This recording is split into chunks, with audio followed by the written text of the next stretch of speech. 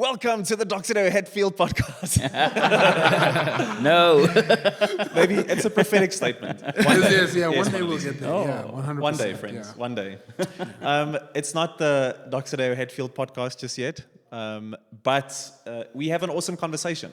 That's why we're here with a bunch of very handsome gentlemen to my left of various ages of life and life stages and generations. And we want to have a bit of a conversation on the 16th of June, Youth Day. And maybe just to kick us off, just putting it out there, just that statement. June 16th, I know what it means for me as I just hear it. But maybe for you guys, I'll quickly introduce each of you, but we'll then hear kind of in sequence. When you just hear that, June 16th, Youth Day, what's your kind of gut level reaction? Let's start with Manelisi on the far end there. What do you hear, Mana? Yo, June 16th, I hear adults trying on their matriculant uniform again. That's kind of the experience that comes to mind immediately when I hear the holiday. And it's pretty much a holiday, a day of not doing much as yet. But really, yeah, uniform, adulting, matriculant vibes. Nice. And then we've got our good friend Malcolm October, looking very snazzy, if I might add. Malcolm, if you just hear Youth Day, June 16th, what do you hear? It brings a lot of memories, opens a lot of scars, and that day was supposed to mean emancipation from a child's point of view, where they stepped up to say, guys, adults can't do this on their own. They stepped up and got killed for it, and being a post June 1976 baby, they set the tone for my school years and how I would basically rebel against whatever was thrown at me by a school system. Yeah. So a fair bit more punch in that one. So I think even from the get-go, I think that's going to be part of this conversation. It's just generationally, and even I think we acknowledged before starting that I'm the token white guy in the conversation, representing just a perspective in our country. But we very specifically asked for 3 generations of men of color in our country that I think have a very different lived experience, obviously. But even just here, you can hear the immediate kind of gut punch of what this day means, very different from one generation to the next. So that's awesome. Thanks, Malcolm. So, Bands, Pantile, tell us what does June 16th mean to a Gen Z guy like yourself? Sure. It brings up the word sacrifice, to be specific.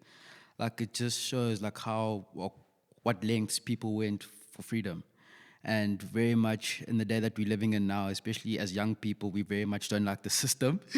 And so I think what they did it was a pioneer moment of us, or for us saying, well, they did it, so we can as well, with regards to fees must fall, you name it. Sure.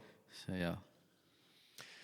Yo, young fire energy coming up there. So I think for me, I was born in 88, and I told the guys that basically up to high school history was probably the first time that I actually got into any of what just our country's very checkered past meant. So I think definitely up to that point, but I would even say after that, just as your typical kind of white dude in our country, I'm definitely not speaking on behalf of anyone else, because I think many other people that I know have got very deep and significant emotions attached to this day. But I'll just speak for myself in saying that it was like one of those, I remember as a kid thinking, you've got like, Father's Day and Mother's Day, and then you get gifts, but on Youth Day, the kids get nothing. Like, how does that work? Like, aren't we supposed to get something on this day? So even just in my mind, it was like just this random, like, what's Youth Day even about? And it was only much later that you realize, whoa, okay, there's like a lot of significance to this day. So I'll definitely plead the ignorance of initially, it was just, as Mana said, it was just a holiday, basically in the middle of the year somewhere, much needed if you're in school and you're suffering. But let's maybe take a moment and I think just dig into some of the history just for a quick second. And I think just come back to that initial question and say, so what is it, having looked at that, I think Malcolm already started drawing up some of that, but quick thought here, maybe just for everyone else in my shoes. So June 16th, 1976, And what basically began there was an uprising that I think changed the history of everything from our country onwards. And I think the whole kind of socio-political landscape of our country was just shifted almost in one moment because of the actions of the youth. And so this uprising can be traced back to the Apartheid government and basically Bantu Education Act of 1953. This is basically where this whole thing kicks off. And I think the Apartheid government forcing upon a new generation of black and brown youth the almost non-options of you have English and Afrikaans education. So obviously, I think this leading to a ton of just frustration, and I think not being heard and not being given options in a country that is yours. And this obviously leading to this pivotal moment in 1974 where there was a bit of a swell starting to rise up amongst the youth. And then in 1976, June 16th, between, they say, 3,000 to 10,000 students basically rallied together, and they were led by the South African Students Movement Action Committee and supported by the Black Consciousness Movement. And the idea was to have this peaceful march basically that would culminate in something of a rally at Orlando Stadium. And just a peaceful protest saying, we're not going to stand for this. There's no future for us if this is the route that we're choosing as young people. But on the way to Orlando Stadium, obviously on the way to this path that they had laid out, they were just met with heavily armed police, and what initially started as tear gas eventually ended with live ammunition. And I think what many would just describe as a massacre, basically, of a bunch of young people. And this, obviously, as tragic as the moment itself was, looking back, hindsight, 2020 history, that's how it often works. This actually, the tragedy of the moment led to so much of the revolt that came from the rest of our country. So basically, for the next 12 months, it was just a series of just youth-led moments of saying, no, what happened there, we are going to stand on that, and we're going to keep on pushing back. And basically the aftermath of that was one of these key, I guess, cogs in the machine that led to the downfall of the apartheid government and set the tone for a post-94 new reality that people bought into. So goes without saying, very, very tragic, very, I think, bitter moment, dark moment in our history as a country. And one that I realize, as I said earlier, so to my own detriment, saying that it's really sad that someone like me almost had this very nonchalant attitude to like, yeah, it's a youth day, like, we're the youth of the country, whereas it's actually an incredibly, incredibly potent moment of our country's history that led to so much change. So with a bit of that history, probably butchered a bit from my side, but thrown in there, let's just take another step back at that question. Mana, just hearing some of that for you, again, generationally, I think as we said, Malcolm was probably about 4 years old, he said, when this actually happened. So he kind of grew up in that just kind of post-76 culture. Mana, not born yet. Bands, definitely not born yet. Very far away, distant memory at that point.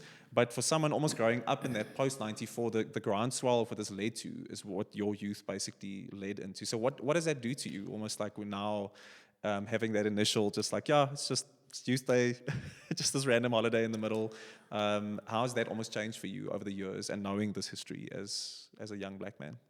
I think starting off, as you had said, it was always a day of remembering the holiday but not understanding the significance of it or the weight of it. And people celebrating it more lively, this tragic moment, because of the effects that it brought. So, I found myself living in the effects, found myself living in the privilege that it brought to me as a young man, in terms of what access I had to the schooling system and the education that I could get out of that. But the weight of it in the beginning stages of my life, just experiencing it, wasn't there. I think it was only when I'd arrived to varsity where, I arrived at the peak of the protests from the fees must fall straight to Afrikaans must fall. That kind of tension existing there was my university career. And a lot of the refrains I heard around, what inspired the revolution was this particular holiday, the events that happened in June 16. So that kind of pushed me to be like, okay, So why are we celebrating this holiday? Why is it so significant? Why is it felt as if it's being replicated in this new uprising that we have?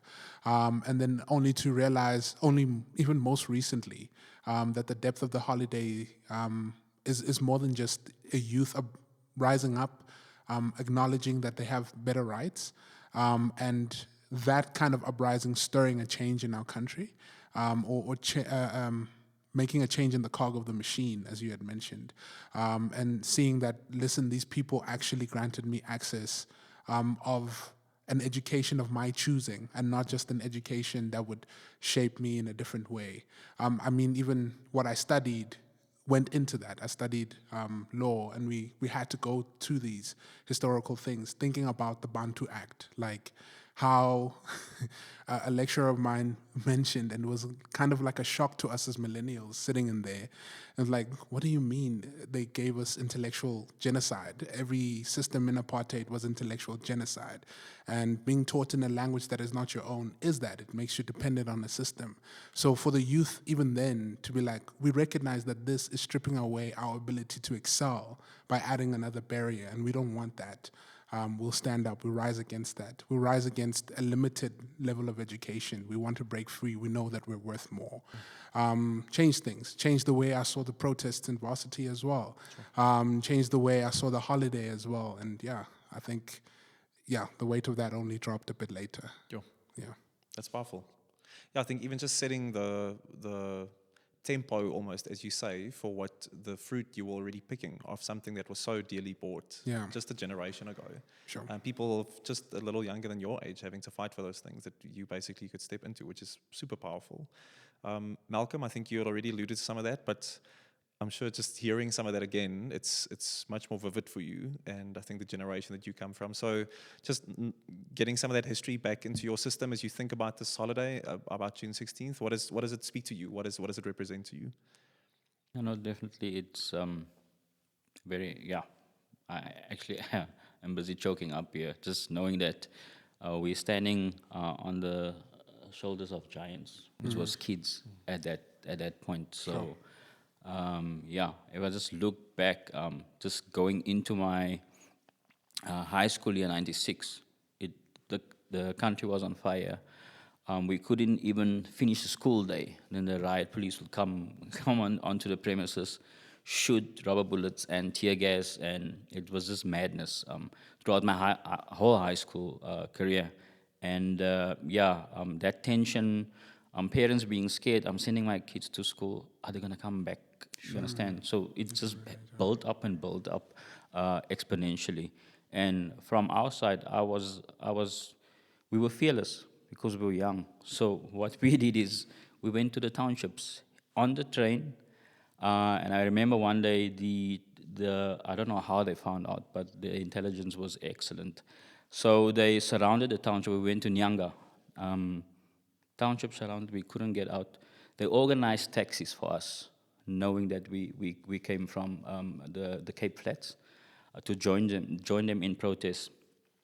Arranged taxis, and then it was brothers and sisters. We've never met on a level like that, because blacks and coloreds were kept us away, because that's how you do it, you divide and conquer.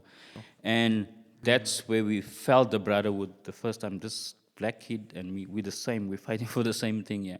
And they got us out of the township, sneaked us out back roads and stuff, where they got blasted and hammered.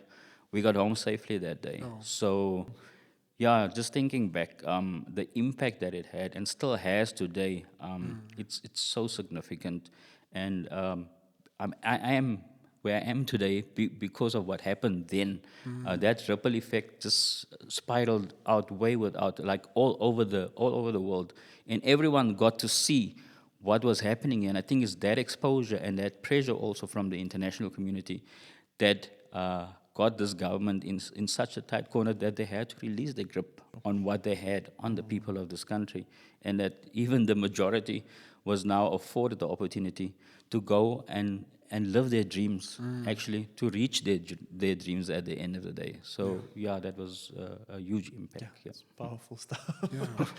Yo, bands, I think I can only imagine. It Yeah. kind of feels like you're hearing all this like historical just realities in people's lives. So how do you grapple with that, knowing that this feels obviously very distant to you, and yet you live in the world that was almost made? It grew out of the soil that the youth from a generation past basically. So how do you think that affects you? Like the realities of what Malcolm just spoke about. How does it affect the typical Gen Z young black guy in our country? Sure.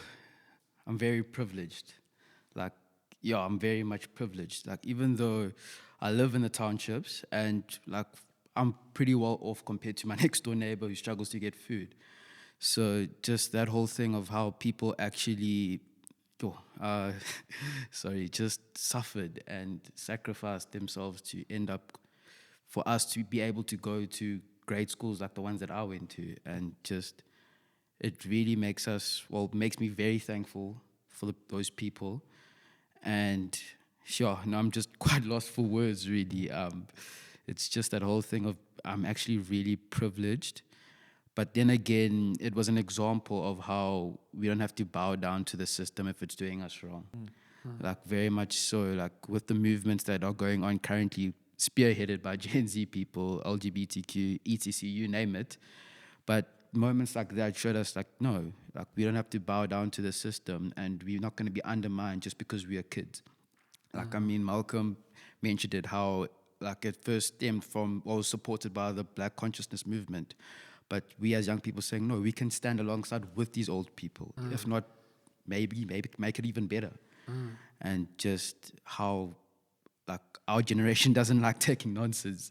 So just we're very grateful for people like that who paved the way for us, and that we don't have to succumb to the system or oppression. I think what is also striking is the attitude of the youth back then. It wasn't a you're not just going to it was a risk of your life to seek a better future, a sacrificial risk of life to seek a better future. You didn't go out there thinking, I'm going to make it home and it's going to be fine. I can only assume after everything that was happened, anyone who tried to revolt paid a high price. And for them to say, I think the cost of not doing anything is higher than the price that is paid in doing something. And the perseverance to keep on pushing on, the way they started to approach it wasn't as revolting in first. They wanted a peaceful protest to say, recognize what this actually means. And as you had mentioned in the historical background, they were met with fully armed people, and it turned into something that was detrimental. And they thought, okay, I would give my life to this cause because I know that the people after me are going to reap from this, in the hope that the people after me are going to reap from this. And it's not a light sacrifice for someone to think of you, even though they don't know you in this time, to think of how your life can be bettered, because they don't want you to live a life that they lived. They want you to live a better life. And for a youth to decide that, for a youth to seek that out with their lives is something I'm also very grateful for. Yeah, I think something that I think Malcolm mentioned, that this is one of those things that just the international, almost like audience that was watching everything happening in South Africa between the 50s and eventually the fall of apartheid. I think this is one of those moments where the international community just couldn't ignore what was happening anymore. And like I said, that is the double tragedy of this thing. Is it's such a heart-wrenching moment, and yet, if not for this moment, it'll be one of those things of how much longer would the system have probably lived. Yeah. So maybe part of why we're doing this today, even this conversation, is that we all part, even everyone behind the scenes here, we all part of what we believe God has called us to do, and that is form a multi-ethnic church in the country of South Africa. That's not a trendy thing necessarily just to do. It's really because we believe that's part of what the gospel asks of us in our country, is to bring people together around I think the most common denominator that there is, and that is Christ and his finished work. That the life, death, and resurrection of Jesus forms a community in whatever soil it finds itself that heals the wounds of the past and that brings people together again. So this might look very different in the Americas or in India or Brazil or wherever, but in South Africa, we're saying multi-ethnic church is part of, and I would almost say, I think it's the vehicle, the church, to bring restoration, even though the church is many times, and I've been part of that, just done a pretty bad job with that. So I think without knowing exactly what that looks like, part of our journey as a church and as a community has been, this is what we desire, Lord. Teach us what it means to be a multi-ethnic church. So I guess a question that I have is, what does it look like? Now we have people in our church that are, I'm a kind of older millennial white dude. We've got a whole bunch of different people from different backgrounds, different ages, that all experience maybe that have very different experiences of, is this significant? Sure, I didn't realize it's significant. I see that even generationally there's like deep emotion.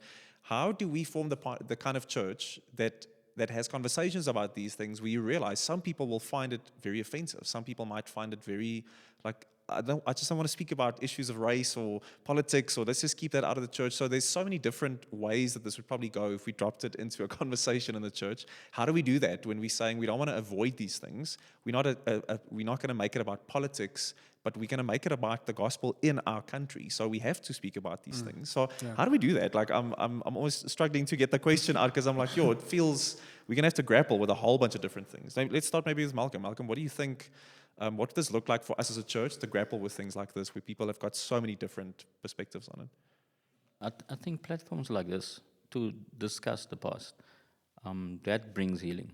Because if you just ignore and just slide over it, that wound is going to fester again, and something else is going to happen. So if we don't deal with the past, and we've got a good platform as the church to do this as well, and even within the different generations in church.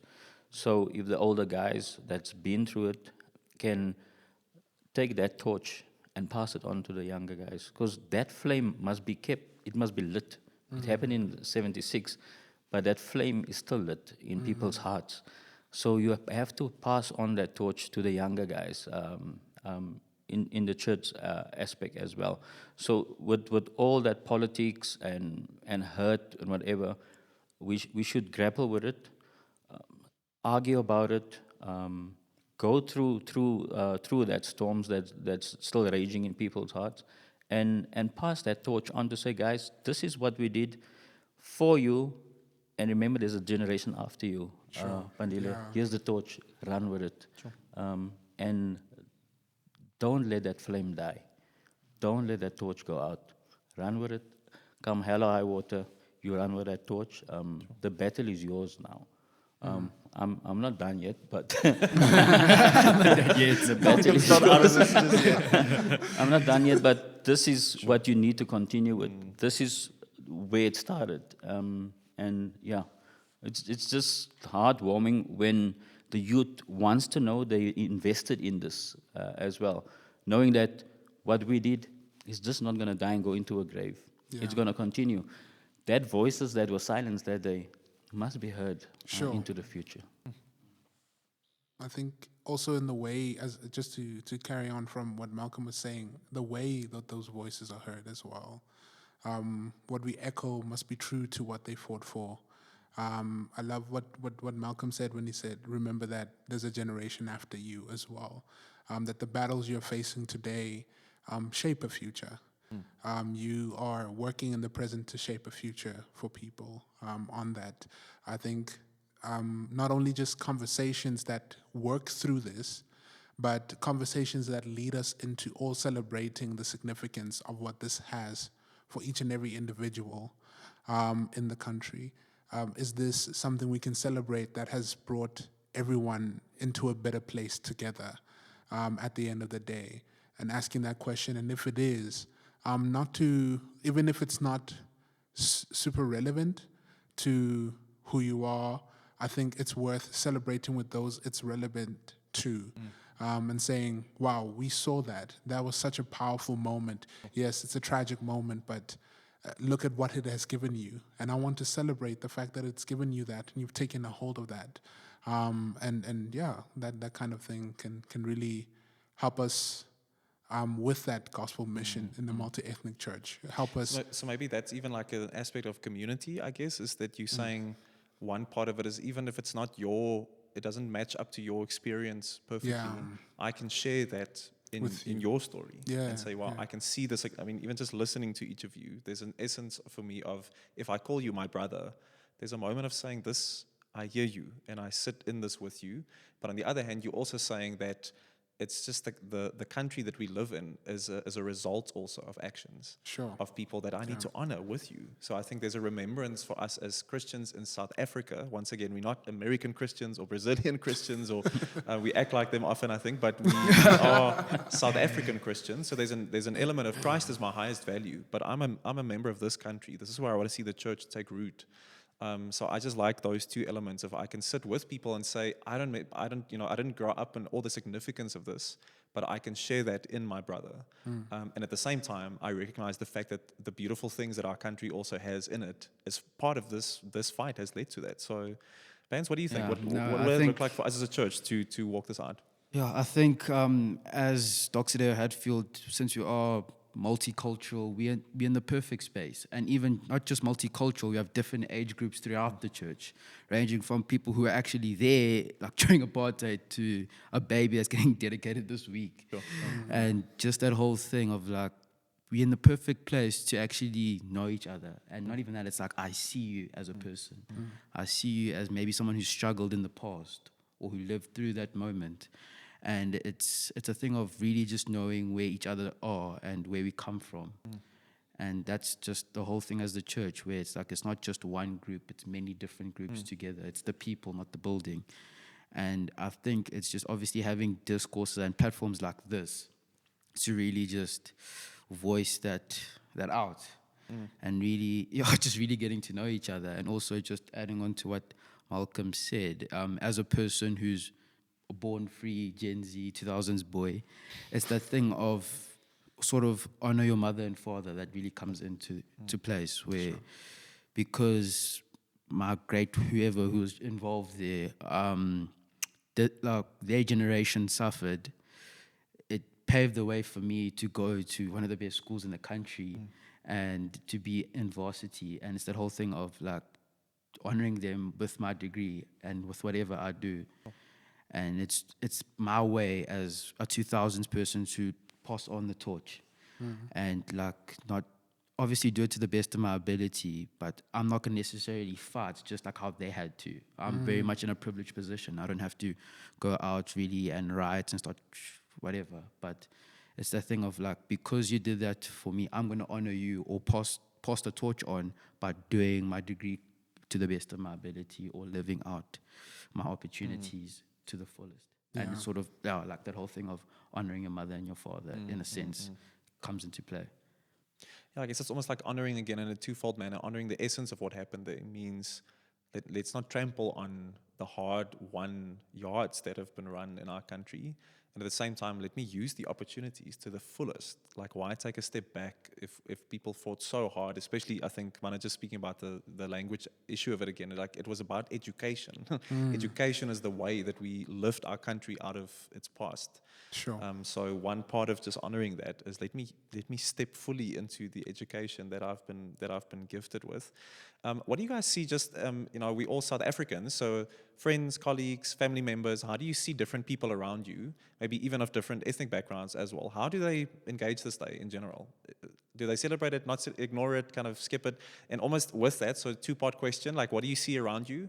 And what would your wish just be from your side to say this would warm my heart if we could do this on this day? Like, I don't know, just I think ideal date.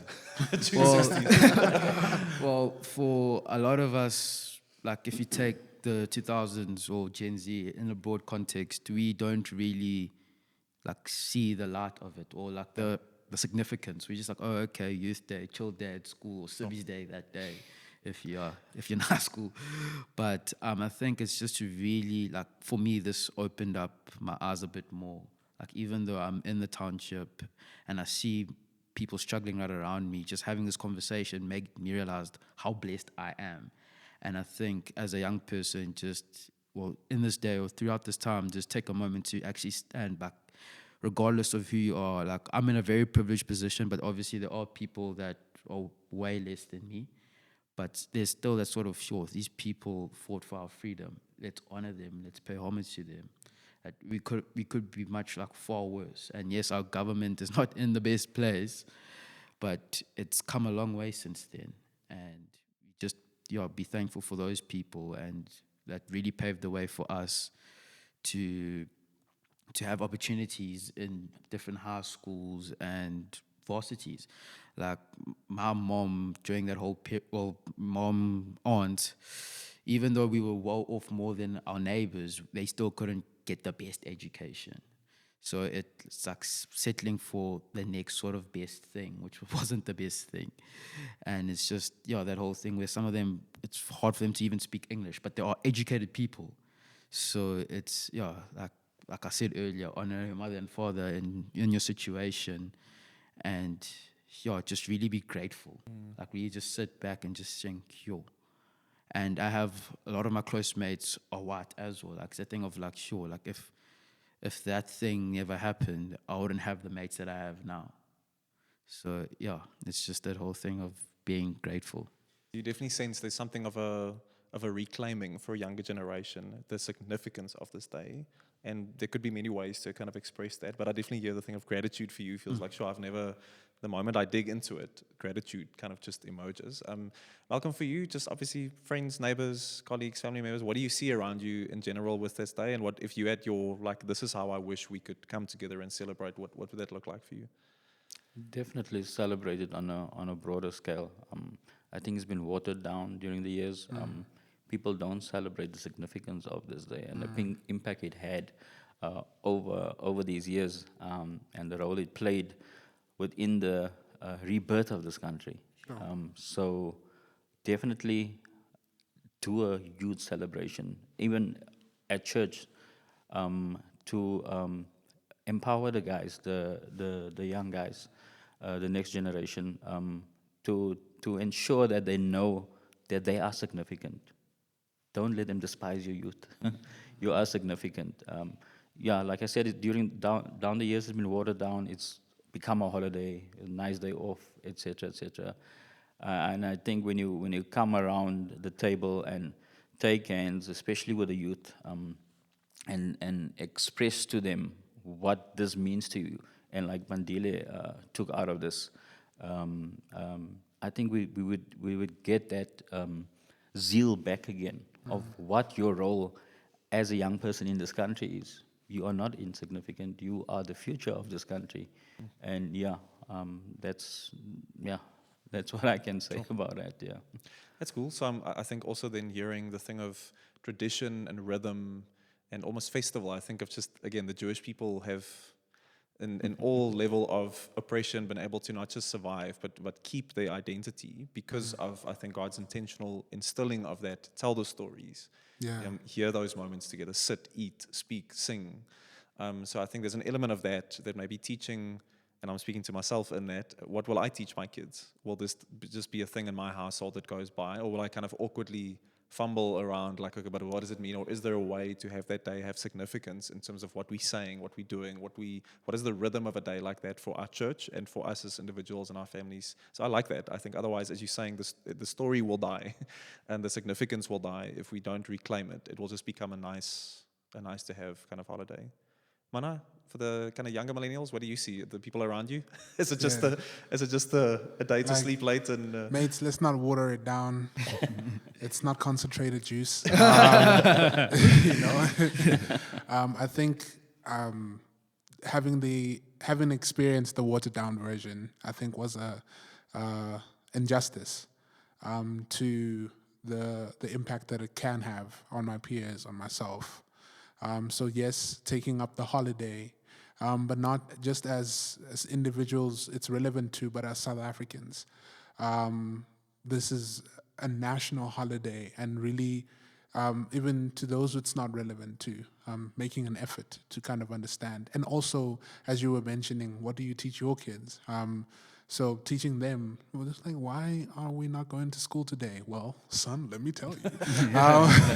Let me give you some game on what has shaped the equality in education in South Africa. But I think there's a day celebration, and then I think there's the year celebration.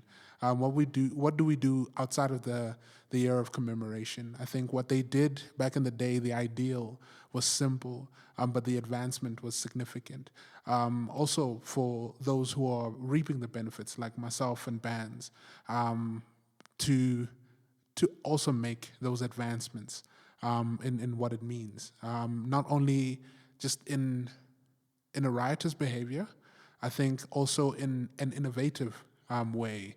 How do we claim in principle what they were pushing forward of? We want an education that really celebrates us. We want an education that represents us. We want an education that is also catering to us, that gives opportunity not only for us as individuals to shine, but also our cultures to find space in an institutional sphere. And innovating in those spaces is how we take a hold of the opportunity that has been made in this, and it's a good celebration. I think, if I could be honest, like I think a way that makes a lot of this stuff difficult is because our kind of checkered past as a country has obviously led to now a very integrated kind of country. And I think that, as beautiful as that is, obviously for what we want, it also means that we sit now with people who kind of feel awkward to sit around the same table and speak about things that have got obvious significance to us as South Africans, but you recognize immediately, I don't really feel part of this. I think even the way that we set this up very intentionally, I can very quickly feel I'm not really part of this conversation. This is a conversation for you guys, and I can just honor the conversation. I can't really be part of it in some way.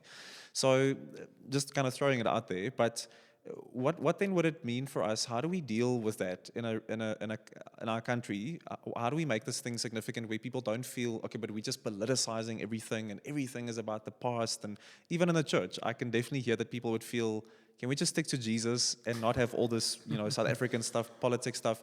And yet again, I know the idea is if I look at Jesus, I'm looking at Jesus through the lens also of the realities that he's trying to affect here in our country.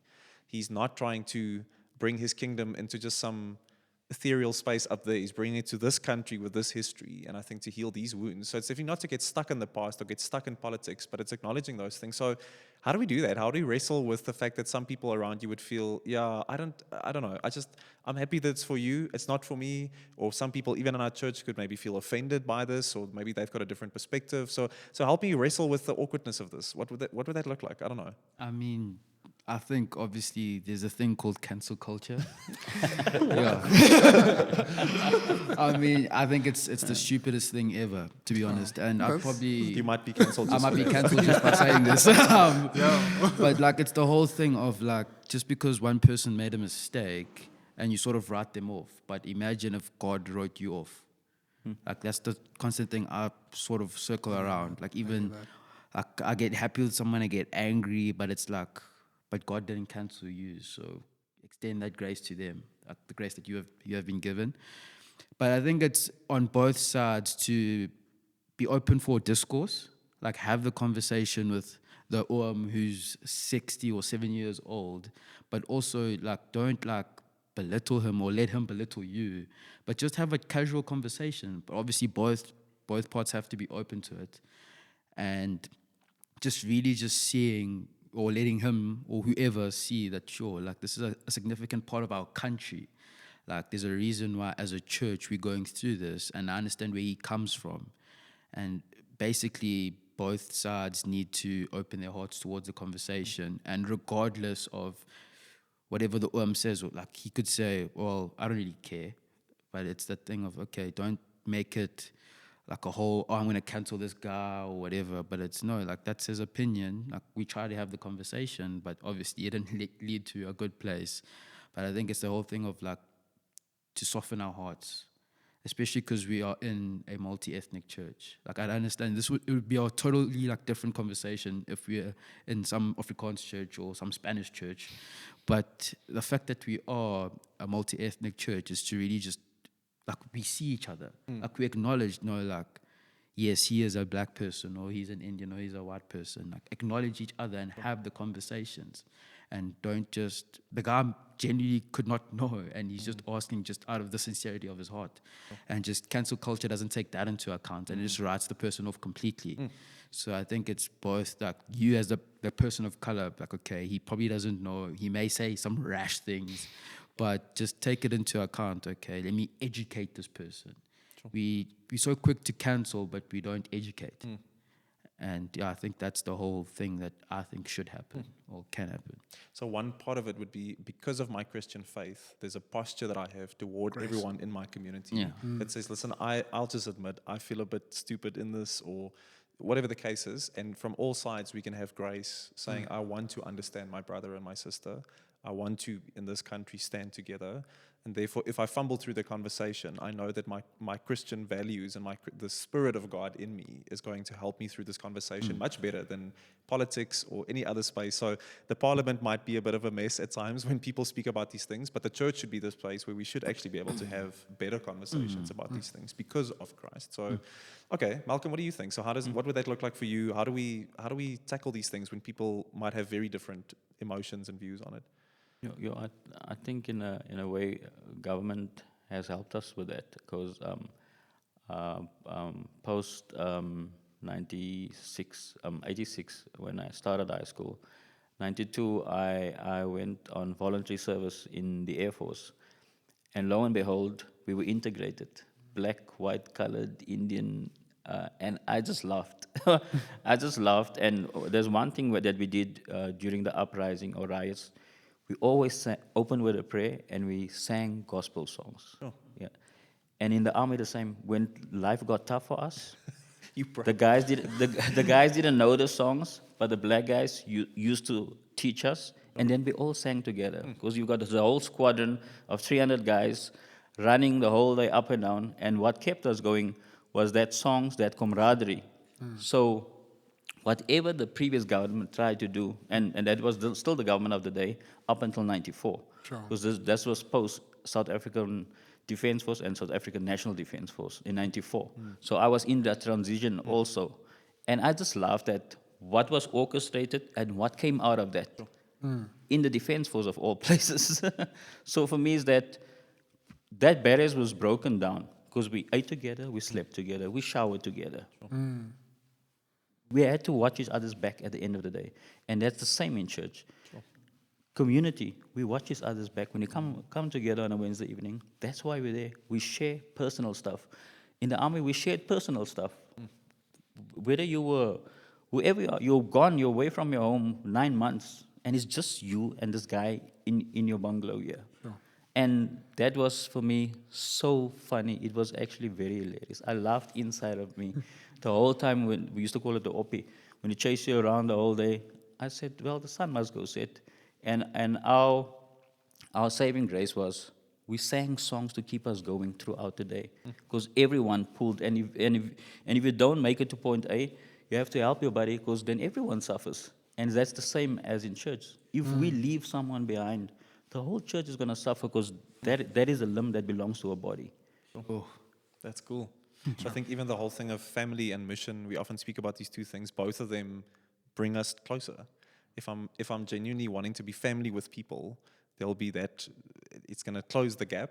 And I think if I have to go on mission with people for God and His kingdom, again, it's going to flatten out some of those historical things, which is beautiful. So, okay, Mana, I think as we start drawing to a close, let's hear, what do you think, what does it look like? I think you also, having friends in the kind of young working space, how do people celebrate this in a way that you would think, man, it's difficult to venture into these conversations?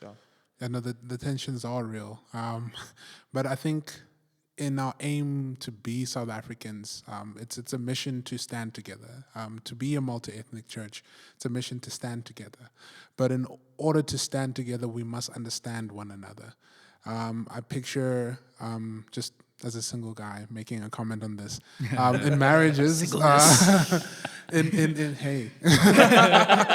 in marriages, the two partners coming together to stand as one, don't share experiences. Only until they unite do they share experiences, as Malcolm was saying. But before they can unite well, they need to spend time understanding one another. I think having a level of understanding for the person who's next to you, and aiming for that over being understood, and sharing that interchangeably helps. And then when we stand together, we have those shared experiences that even draw us closer, where not only do I understand the experiences I haven't shared with you, they're experiences that we both have shared that we can hold on to together. So yeah, I think if we want to, I think there's many holidays like this, where there's a lack of understanding from one side and a whole lot of experience on the other. And through the grace that Bandile was speaking about, that we can have for people, we can come together and learn from one another, understand one another, to unite, as Malcolm's experience would tell us, and see how that counters everything that was meant to tear us apart in the first place, and allow us to move from I am this kind of a South African to I am a South African. Even though I don't share in everything, I know these categories. If someone else from another country was to come to South Africa and ask you, why this? Even if you didn't share in it, you understand it. And you can represent in that matter. That's cool. Yeah.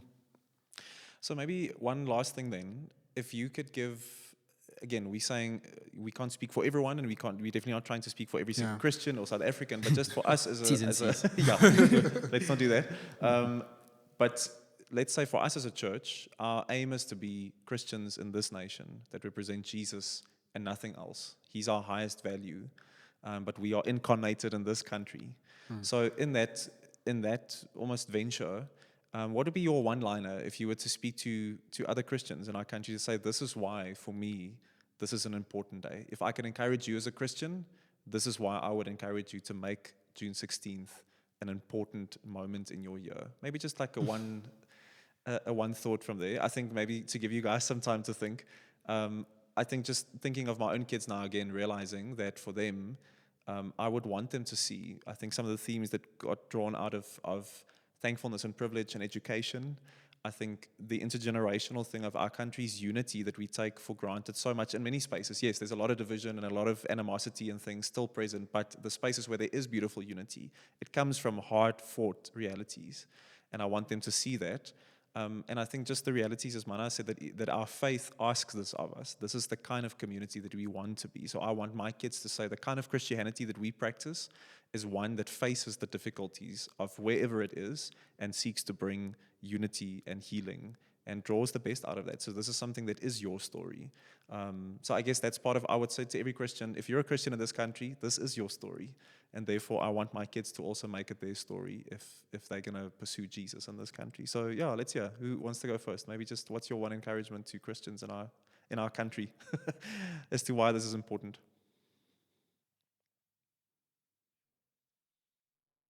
Say that not only to Christians in our country, but all over the world, do not let anyone despise you because of who you believe in, of what you believe in and what you stand for. Don't let anyone despise you. It's powerful. I think just to sort of add on to what Malcolm said, is that whole thing of you don't have to abide by the system in the sense of if it's oppressing you and it's telling you not to live out what you want or who you are as a Christian, then don't back down. Like we're in a space in the world, even not even just in the country. As soon as you say you're a Christian, you get cancelled or you just get nailed on. I think it's that whole thing of like, no, you can voice your opinion. Like, I know as a young person, someone belittling me is going to make me even fight even more. But it's the whole thing of we have a voice. And just to bring people in, it's that, no, like really just see us. Like really get to know us, see our different perspectives. And yeah, that whole thing of like being open for discourse. I think, yeah, that's a key thing in this world where we're just so quick to write people off. Mana? I think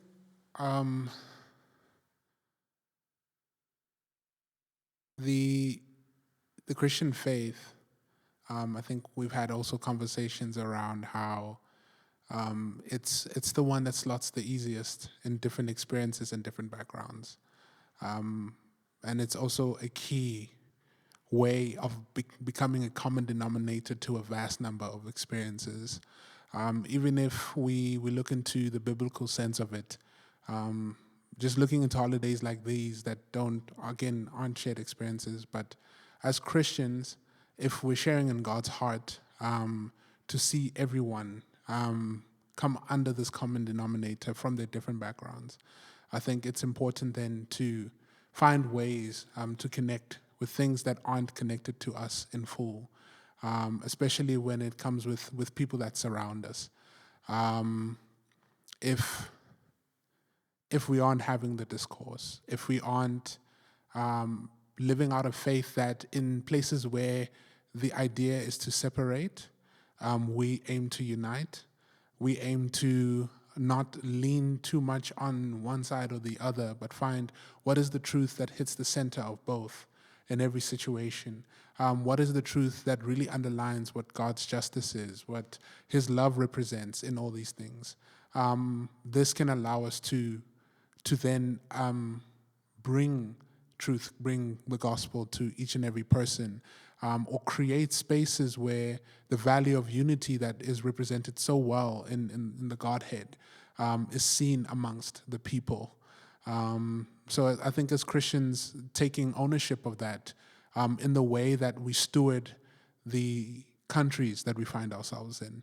I think in us as a South African context and our story, I think there's something that Christ has to say about how we steward our story. That Christ has to say about the reconciliation that mission that we have as a country, and what that could become if we take a hold of it, and not to allow the divide to prevent the reconciliation that would represent our Christianity so well, and the color of our Christianity so well. Thank you so much, gents. Powerful stuff. And yeah, I just really want to say that I'm excited for what I think Ismana is saying, that what the gospel, the good news of Jesus can do into the future of our country. And thanks that we can walk this road together. It's one of learning. We always say walking, worshiping, and working together. And I think this is a beautiful example of that. So yeah, thank you so much for your time, gents. Thank you. Thank you.